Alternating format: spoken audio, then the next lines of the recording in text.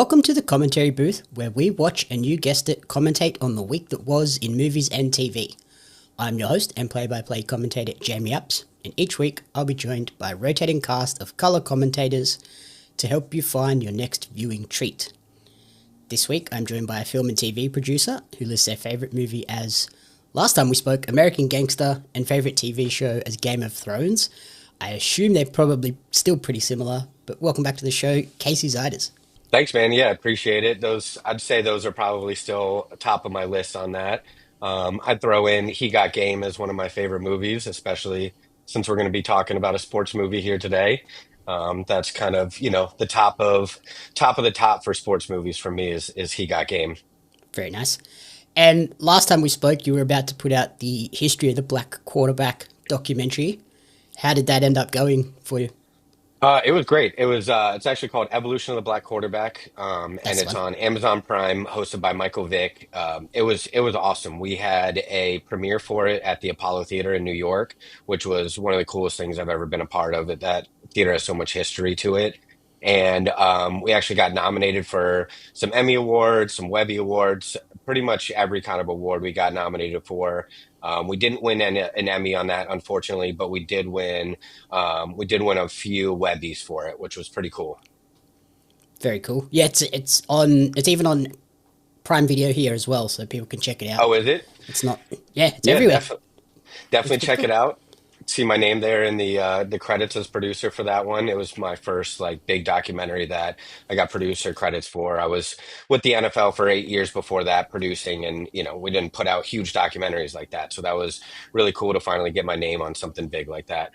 And then that kind of feeds into our topic for this week, where we're hitting the gridiron, tapping into your football mind to review the new football-themed horror film Him, which was directed by Justin Tipping and produced by Jordan Peele. It follows a young quarterback prodigy named Cade, who is invited to train with his idol, the legendary quarterback Isaiah, only to find himself in a nightmare of occult practices and a terrifying price for greatness. First impressions, what did you think of the movie and even the marketing with it? They really pushed this as a Jordan Peele movie. Yeah, they and I thought it was. It wasn't until afterwards I was talking to people that everybody was like, "No, it's kind of his team that just produced it. He wasn't really producing it himself." But I kind of feel about the movie as you reading that plot, it just was so convoluted for a lot Yep. of it, and just even reading that plot, it's just like everything going through my head again. I'm like, yeah, it's just a lot to it. Yeah, like I enjoyed the movie as a sports fan and a football fan, but as a movie itself, I think they tried to bite off a little bit more than they could chew because there's a lot going on and it doesn't always flow and connect together as well as I'd hoped. Yeah, that was my biggest issue for it. I thought the acting in it was incredible. I thought Hmm. the guy who played Cade, he's going to be in everything soon. I feel like he was great in the movie. Marlon Wayans was great. Um, what's her name? Julia, she was awesome. Even the trainer was one of my favorite characters in the entire thing. Like all the characters, the acting was really good. But like you said, the plot just felt like it missed in so many parts. Like it just didn't feel together, or that there was like a specific idea that they were going for.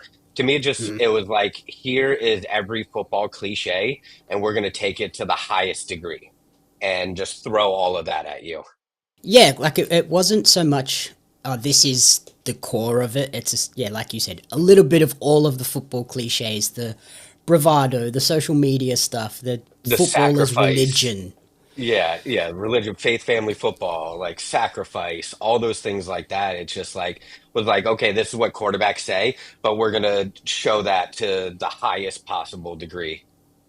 Yep. There was even like racism in football, particularly with like black Yeah, quarterbacks and things like that. So there was a lot going on, and yeah, it didn't always flow. It felt like they needed an editor to come in and be like, let's cut these parts. There's too much going on here. Yeah, let's take a step back for a second and, kind of figure out the flow of this story is what it felt like it needed at some point in it. But yeah, I mean, like I said, the acting was great. I thought the cinematography was really good. I like how Oh, it was yeah. shot. Like it felt to me like a kind of like a Jordan Peele movie. That's usually what it his movies look like. And I love the music. I'm somebody that likes non-traditional music in things. That's why I like He Got Game so much. Spike Lee putting all the music that he did into that movie. Like I love like getting jarring sounds of shook ones when they're waking him up and making him go run through the desert. Like I love that kind of stuff. And so I was a fan of all of that. But there's just so many parts. Like I don't if you how specific you want to get into this, but like the scene specifically where the guy's standing in front of the jug machine and just Mhm. taking footballs to the face. Like I just looked at my wife and I was like, "What is happening here?" Yeah, like it felt like they needed a producer to come in and be kind of stand there and go, you have enough material here to make two or three movies, and you've Hmm. crammed it all into one, which is going to Yeah, ultimately hurt the movie. yeah, But that's a like you good said, point. some of those It shots are felt like brilliant. Yeah, the shots are brilliant, but that's a good point. It felt like some things it's like, okay, we get it. Let's move on. And then other parts of it, it was just like I didn't understand till like towards the end that they were just injecting him with his blood the whole time. And that kind of to me it just didn't show it enough. Like there wasn't enough for like me as a viewer to realize, oh, he's hallucinating because he's getting these shots of his blood that have been passed down years and years and years, you know? So I just felt like things weren't connected in that regard where they just didn't help us out enough as viewers.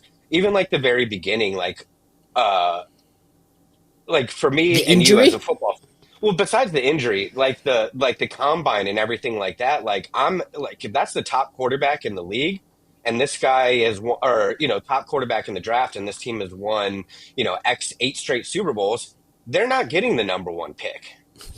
yep. And so like everything was about like him only playing for that one team and we didn't hear about any other teams maybe interested in him. We didn't see any other teams. It was literally just like he is coming to the league and he's going to go play for this team. And we find out later that why that is, but like still it just wasn't enough telling us things. And that's what I mean like they were very quick on some parts of it and then way too long on other parts. And there just needed to be some more explanation to the viewer on some of these things. I think you could kind of tell that the writer maybe wasn't the biggest football fan, but had just seen enough football stuff to be like, oh, that's a cool thing I can pull from. That's another cool thing I can pull from, and didn't quite hit it. But yeah, like you said, like the concepts were really cool in the shots. Some of the cinematography, like it felt like for me, these were a series of mini sort of music videos. It felt kind of like it Hmm. was a music video director, not necessarily a film director. So That's a each good point. individual segment is great, but then you Hmm. connect them together and they don't really make a lot of sense right next to each other. Yeah, the totality of it was so weird. I liked what they tried to do with like the chapters as days there.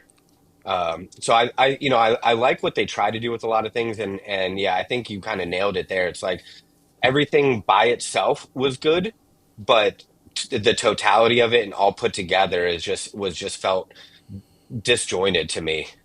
Like a couple of the segments that stood out to me were in that football scene that you mentioned with the jugs machine, the X-ray vision on the hits. I thought that was a really cool concept and perhaps could have been explored more, and then is just dropped.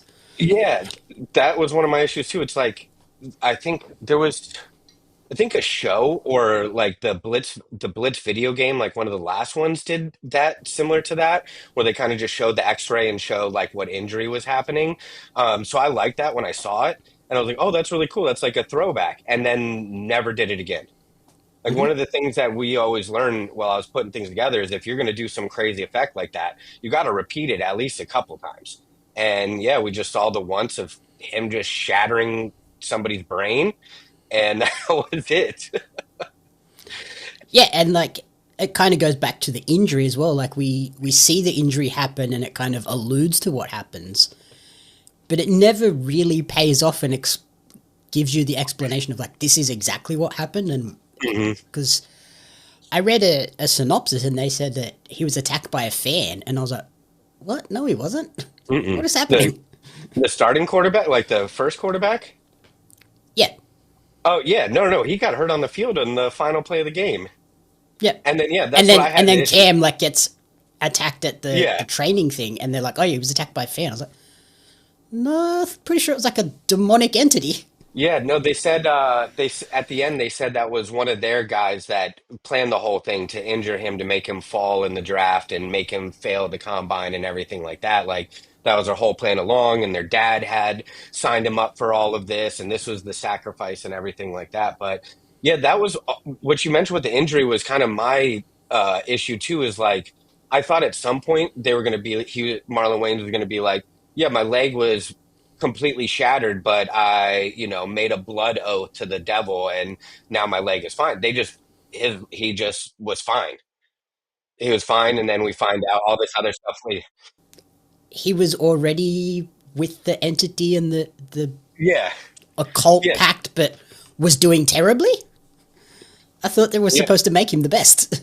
exactly. So he just won one ring and broke his leg, and then him going after that to become the GOAT. So they already had him there as not lining up to be the GOAT, but I thought that's the entire point of a savior's quarterback is that you're in this goat, you know, follow all these goats. And then for him, he was that and then, but wasn't, and then became it. Like there's no explanation of why he became that in the middle of his career.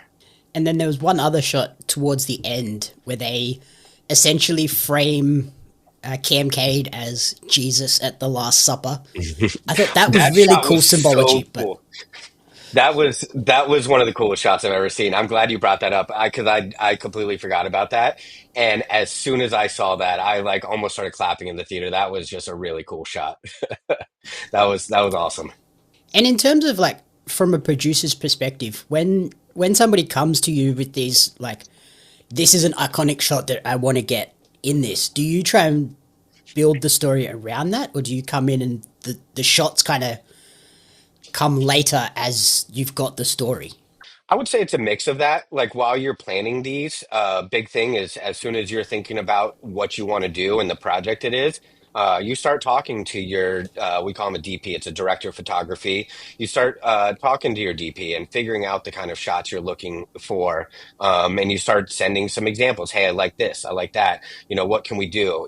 I kind of want to put this Last Supper shot in there. Think about some ways we can do it. So, I would say it's thought about right from the beginning as just like, hey, these are some things I want to do. But then once you're there lining everything up, that's when you're like, okay, this will be a great time to do that Last Supper shot right here.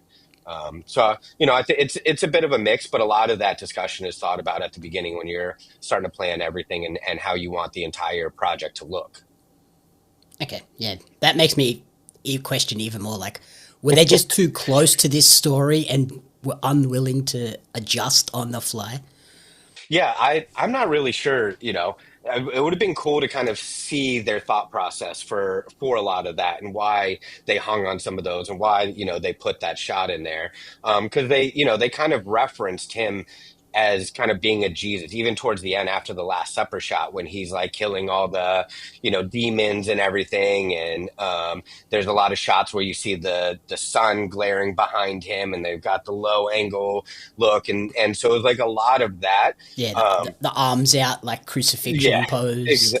yep, exactly. So yeah, I think it felt like a theme that they were going for at the end is like he's Jesus kind of, or he's like the good in us coming out in this you know, part of the disjointed plot really. I really enjoyed the movie, Hmm. but it just kind of felt like it didn't feel long. It just felt like there was a lot Yeah. squashed into the two and a bit hours. Hmm. I agree. I told a friend, I was like, I've definitely seen worse movies.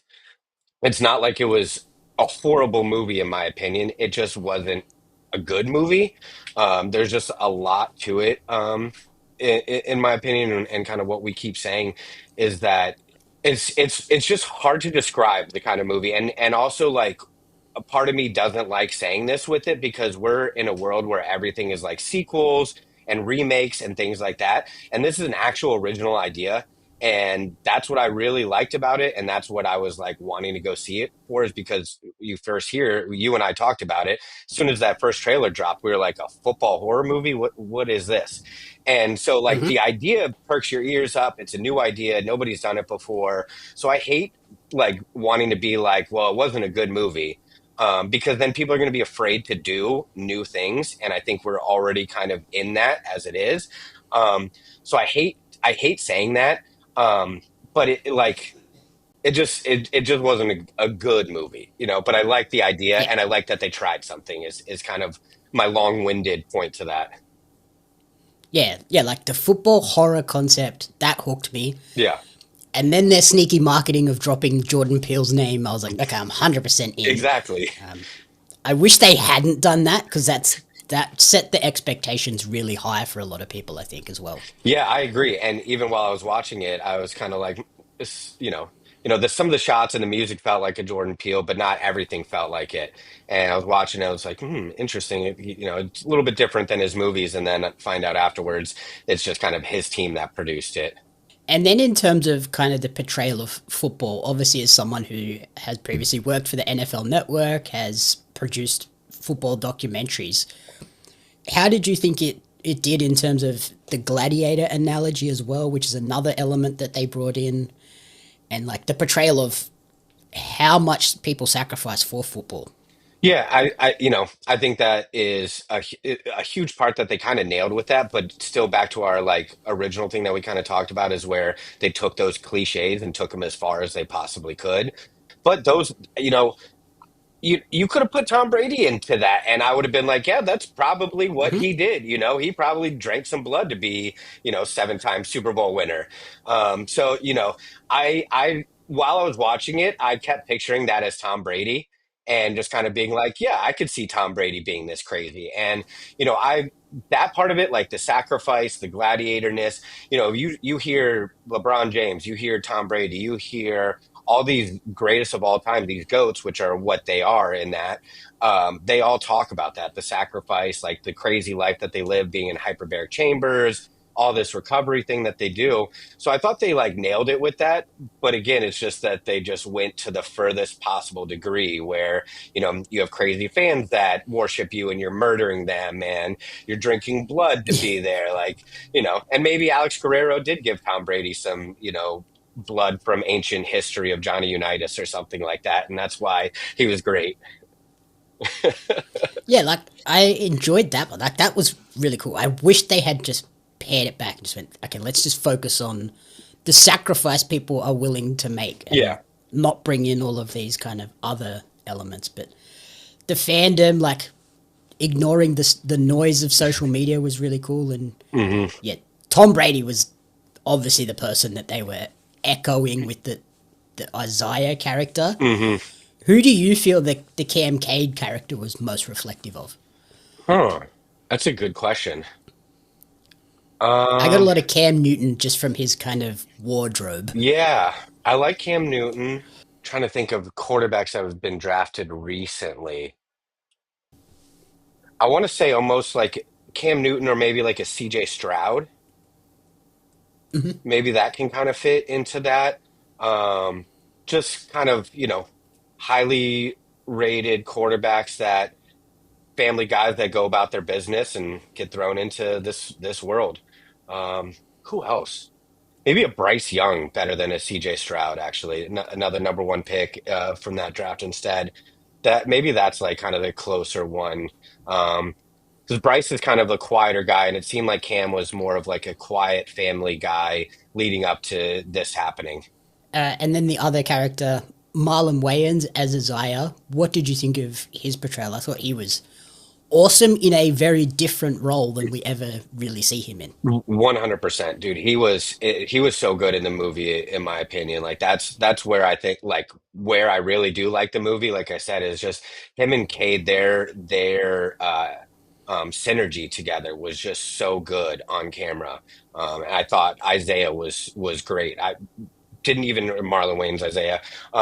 I never even expected that out of him. I mean, this is the guy that's in, Scary Movie and stuff like that and White Chicks. Yeah. And all of a sudden he's the GOAT and telling guys to get concussions by standing in front of a jugs machine and, wanting people to break limbs just because for him, which was another crazy point in and of itself where people are like just basically dying on the practice field and being like, thank you, Zay.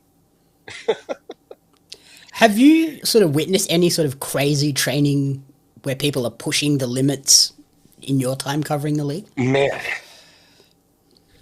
I not me like personally, I never really shot a lot of like training things, but I definitely feel like a lot of players, go separate themselves in a desert like that and, just work their ass off till they're basically drained, kind of like what they did every day. And yeah, not personally, but that's all these goats talk about is the hard work that they put in and the sacrifice. So, I think that just goes into some of these cliches that they nailed with it. But, obviously went way, way overboard. Yep. And you also mentioned that the music throughout this, like there's a lot of hip hop and then alternative music in there Hmm. as well. Did you kind of get the vibe that they clearly wanted maybe a Kendrick or a Kanye to do the score for this? Because there was a lot of moments I was like, that's like a knockoff Kendrick beat. Yeah, I could see that. Or like a lot of what was that? Yeezus, like that Kanye album Yeezus. There's like a lot of that Yep. feel to it. Yeah, I would say that maybe they wanted to go a little bit of that feel. They definitely use like, a lot of trap music and stuff. I still say my favorite song in there was them using Shook Ones, that day that they woke him up and made him run through the desert. Like that scene was so good. And him, hallucinating and falling down in the desert and thinking he's by himself while they're playing Shook Ones. Like that was just to me. Attention, trading card collectors! Are you ready to take your collection to the next level? Dive into the action with the limited edition Australian wrestling card, showcasing the most electrifying talents Australia has to offer. Imagine owning cards featuring legends such as Robbie Eagles, Shazza McKenzie, Shane Hayes, Madison Eagles, and many, many more. But that's not all. You'll also snag cards of the iconic referees, commentators, and announcers, just like me, Lord Andy Coyne, to truly capture the spirit of Australian independent wrestling. And as our homegrown talent continues to dominate the world stage, Ozrest cards are destined to become hot commodities. Not only will you be owning a valuable piece of wrestling history, but you'll also be supporting the amazing wrestlers and talented photographers behind the magic. So don't wait! Grab your Australian wrestling cards now at pariomagazine.com.au/Ozres cards. Order today and kickstart your collection with a bang! And then as we get to the end, when we finally get the big reveal of what's been happening, how this has all been occurring, and we get the final showdown between the two main characters, did you see the jerseys in the background, like the previous The old quarterbacks ones, that yeah. have undertaken this? And did any of those numbers like jump out as iconic people that they're kind of trying to reference to you? I don't think so. I think they just went standard quarterback numbers. I think what do they have like 10 and 16 and stuff like that? Maybe a Yeah, the 12. ones I wrote down was there was a 10, a 0, Okay. a 31, and then a random 73. I was like, that's a weird Oh, one. interesting. It might have been a 13, but I think it was a 73. Again, with that, like, has every GOAT been a quarterback? Like, we didn't find out about that. Like, there's a 73 and a 30 and a 0 in there. Like, was a running back a GOAT through this time frame at Hmm. all? Like, we didn't get any payoff to that, which, really bothered me with that. And then, like, another thing with different from the numbers, but the fans. We didn't get any, like, why are those fans? Are they also part of this blood cult? Like, why were they there in the desert so crazy? How are they sneaking? Do they always hang out inside of his house? Like, how did they get into the sauna room? None of that like Yeah. ever gets discussed. They're all of a sudden just there, and they're all like bloodthirsty fans without, oh yeah, we give them a little bit of blood on the side or something, like nothing to tell us why they were so crazy. And so, that just goes back to what we keep saying, is that there just wasn't enough explanation. Like, who are the other goats? What are those numbers there? Why are these fans like this? Why is all these, was Isaiah not a goat and then became a goat? Like all these, why wasn't Isaiah, given the option to sacrifice at the beginning? And then he would never would have broken his leg. Yeah, and that feeds back into what we were saying before. Like there was that many different disparate elements that they could have just gone, let's focus this first one on the draft portion and getting through the combine and introducing a lot of these elements. And yeah, we could have had a series of these over 2-3 years. Yeah, that's a really good point. Yeah, they could have just, had everything lead up him training, maybe thrown a little bit of his end of college or whatever, and then training, and then it could have ended right when he got hit in the head, and then the next one is like, off that cliffhanger of him being hit in the head, is he's, screwing up the combine because, he lost all of his, brain cells from getting a crowbar to the head. But yeah, they could have, I think, spread that out a bit more just to get a little bit out of it. But I do want to highlight again that trainer. The trainer was so good in it. He was awesome. Jim Jeffries. Yes, Jim. I forgot. I was like, he's a comedian. What was his name? Yeah, Jim Jeffries was awesome throughout it. He was my favorite. And then like the connections where like he like wrote the doing the shrug after he said like run. And he wrote that on his needle that he gave him. He did like the shrug on there, so he knew that it was like from Jim Jeffries to take that. So I thought like things like that were really cool with Jim. And then obviously he met a unfortunate fate. Yeah. Yeah, I enjoyed him. He brought a lot of the comedy to the movie, which I think it needed, given the rest of it was quite dark and sinister. Yeah, it needed that breakup. Like him, when Cade is calling his mom and his brother, and he's plastered and comes and sits next to him. Like that scene was so good. Like Jim was like in his element there. And I thought, As an Australian, his accent was a little jarring initially, and I was like, okay, that's a lot. and then what's Julia Fox? I thought she was great in it too. Yeah. Yeah, she was good. Her, that dress that she wore at the end for the, owners party with the mirrors and everything on it, that was crazy good. Like that whole thing was really insane, that whole party. Also, they don't tell us like he's just drinking Isaiah's blood there. I mean, you figure it's blood because they give him, this red juice, but like I don't know. There's just, I wish they would have like told us a little bit more about this blood cult before it got all the way to the end, and they're just shoving like, here's all this stuff about the cult right at the end. Yeah, it was kind of like a Shyamalan movie at the end where it was like, Mm-hmm. none of this made sense until we just drop it all on Just you at the end, and then hopefully that makes it better. the last 20 minutes, we're going to explain everything that you saw and why the combine didn't make sense and the draft didn't make sense and why all of these things and the dad constantly talking about sacrifice. Now we're going to tell you why.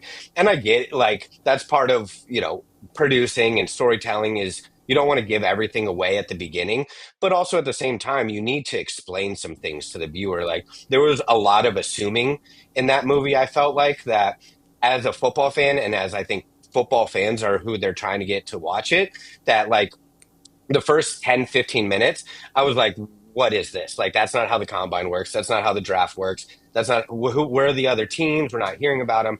And like, I would say probably the first 15 minutes, I was like, all right, like, is this going to be like this the whole time? And then I settled in and I kept going through moments where I'm like, oh, I really like this.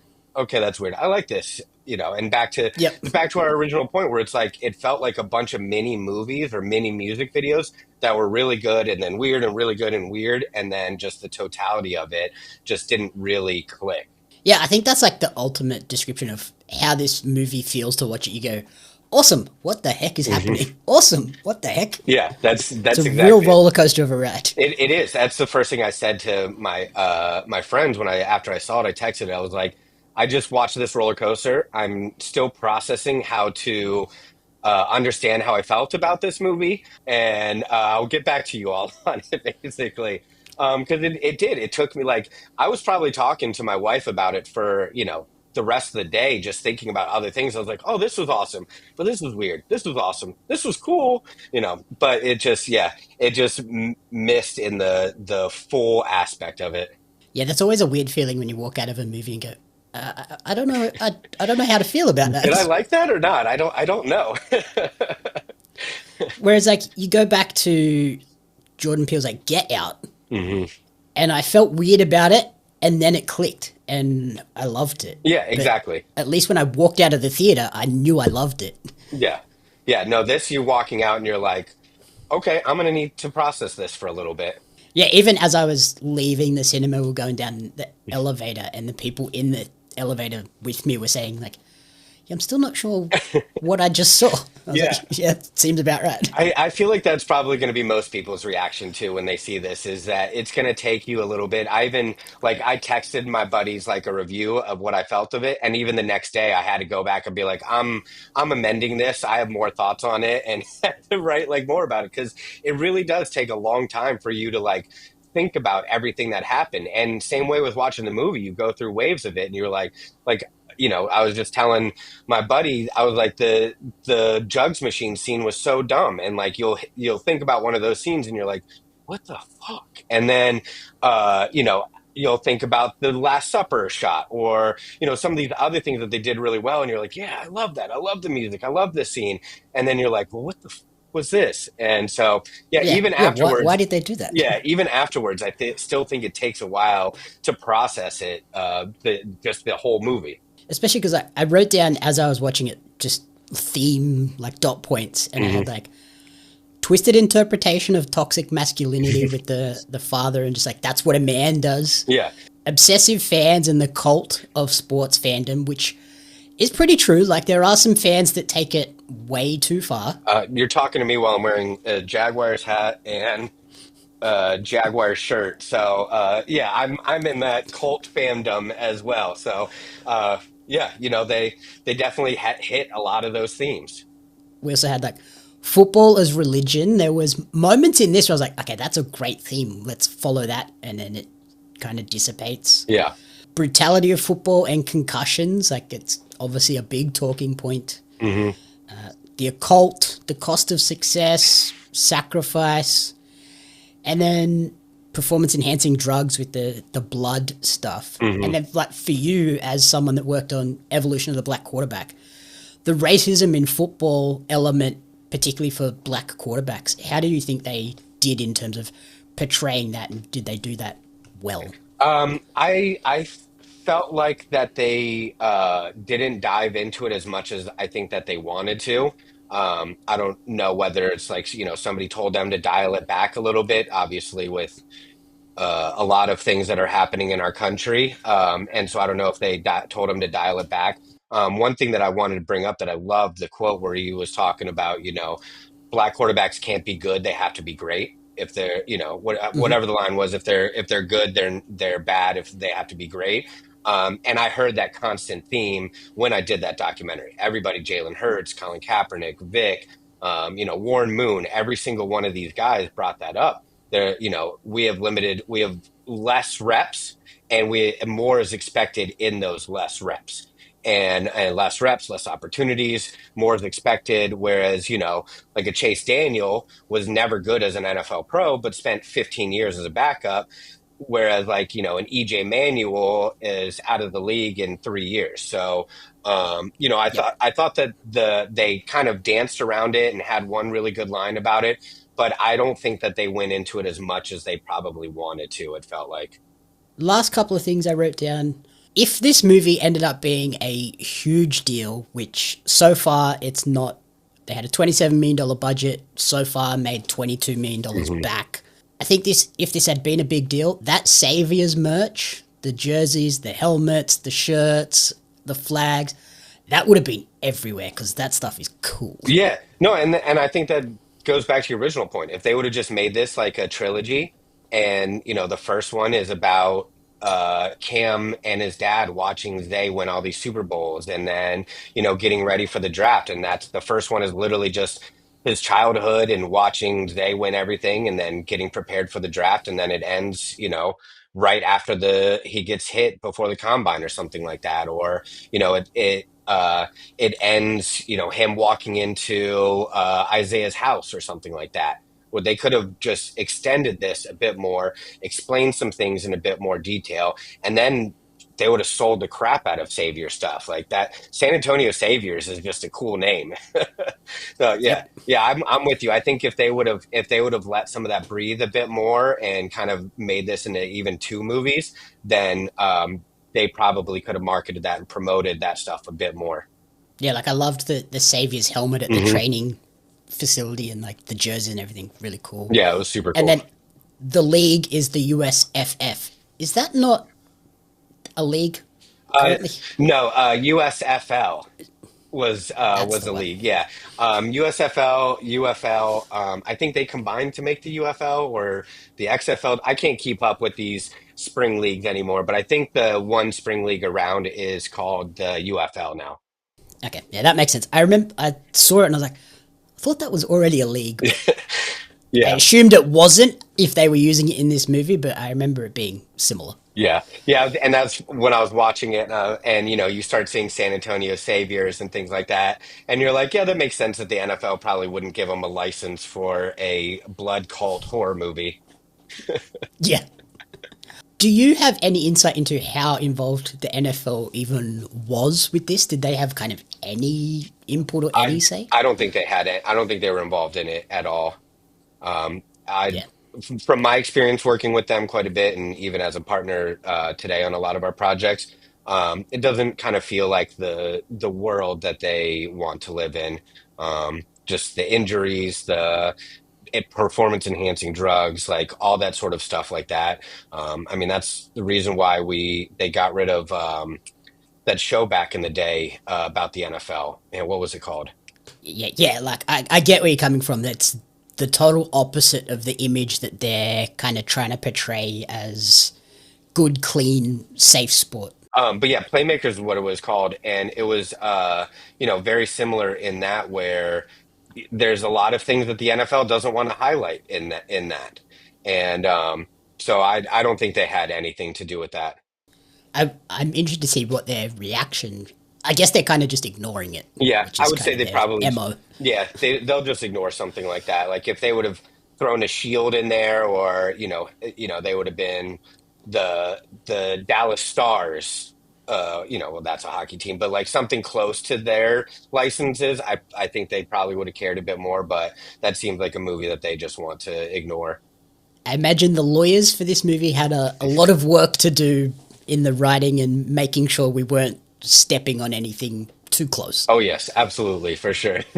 Yeah, those lawyers definitely got their paycheck for this, trying to avoid anything Shield related. So, as we close out, what would you give him out of five? Ooh, out of five. So when I first saw it, I told my friends it was a 6 out of 10.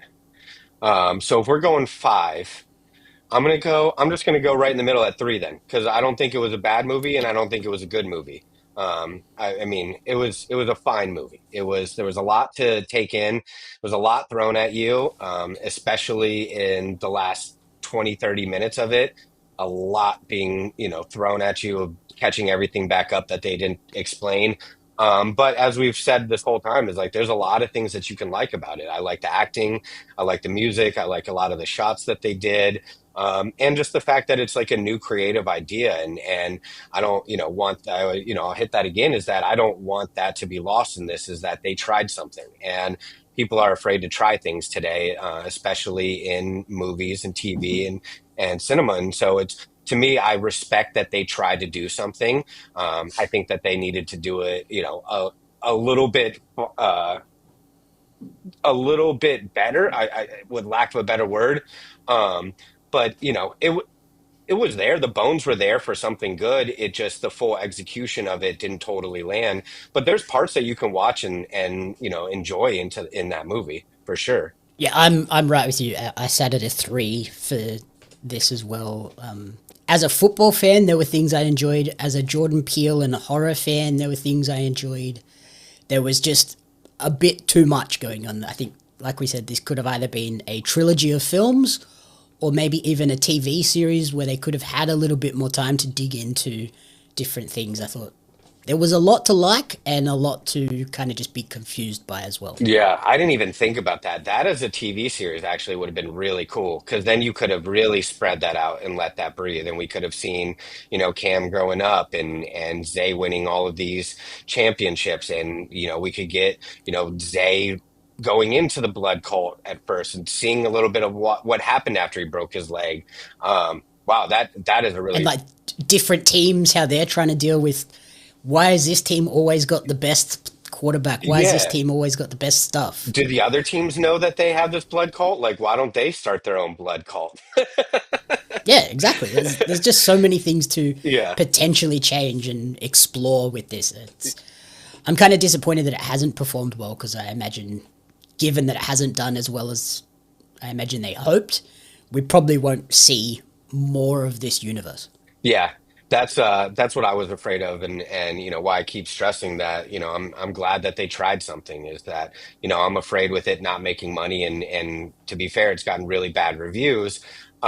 Is that people are just not going to want to buy movies like that and pay for movies like that. Like, thankfully, we have new companies, A24. Jordan Peele does a lot of his stuff, like where people will do different things, and not everything is completely tied to these massive companies. But yeah, that's the biggest thing that I'm like afraid and taken away from this movie is that people aren't going to want to try new things and do new projects and interesting ideas is just because they tried this and it didn't necessarily sell.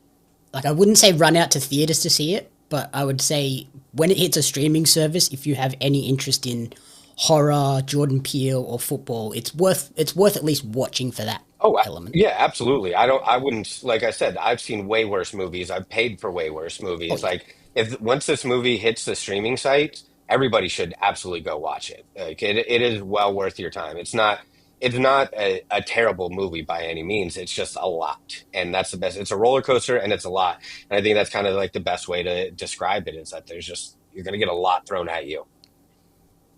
Maybe that's when it will kind of find a fan base when people can sit at home, absorb it, watch it a couple of times, and really Hmm. pick apart the elements. Because yeah, if this had been a series, we could have explored more, and then we could have done like follow-up series that were different sports Hmm. even.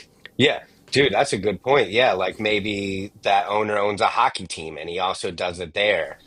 Maybe there's a tennis prodigy that has followed this blood cult for forever. And yeah, you could have done a whole world off of that, if they would have made it into a series or expanded it a little bit more in just what we saw. Alrighty, so that is him. Thank you for listening to the commentary booth. If you enjoyed the show, please remember to rate, review, and subscribe on podcast services and on YouTube. Casey, where's the best place for people to support you and what is happening down the line for you in the rest of this year and early next year? Yeah, absolutely. I first of all, I appreciate you having me on. It's always fun to connect with you. It's been too long since you and I chatted. But I'm at the Zeiders, TheZeiders on Twitter and Instagram. I use Twitter mostly.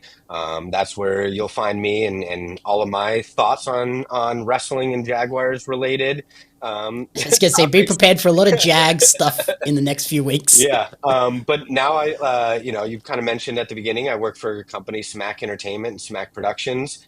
We've got some really cool projects coming down the line. We did the Deion Sanders Coach Prime show on Amazon for years, and we're doing the same show with Michael Vick at Norfolk State University. So we're doing that right now. We've got some other projects in the pipe that keeping close to the vest right now, but it's a really cool company. We rep guys like DK Metcalf, Stephon Diggs, Travis Hunter, Deion Sanders, Aaron Andrews, so many people, Common, Snoop Dogg in the music and football sports world. And we're doing some really cool things with all of them. So, keep an eye on Smack Entertainment in the next couple of years. We're putting some good stuff out there. Yeah, so if somehow the him universe extends, hit Casey up. He'll be able to help you out and make sure it all makes logical football sense. Yeah, exactly. Just let me be your football storyteller and or football producer, and then I'll make sure that we mention the other 31 teams, or we don't even know how many teams are in that league. There could be Yeah, 40, you know. exactly.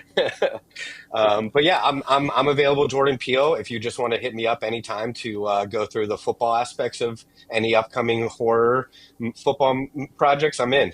Awesome. Alrighty. Thank you, Casey, for taking the time. And everyone else, you can follow me on social media and Jamie Apps Media.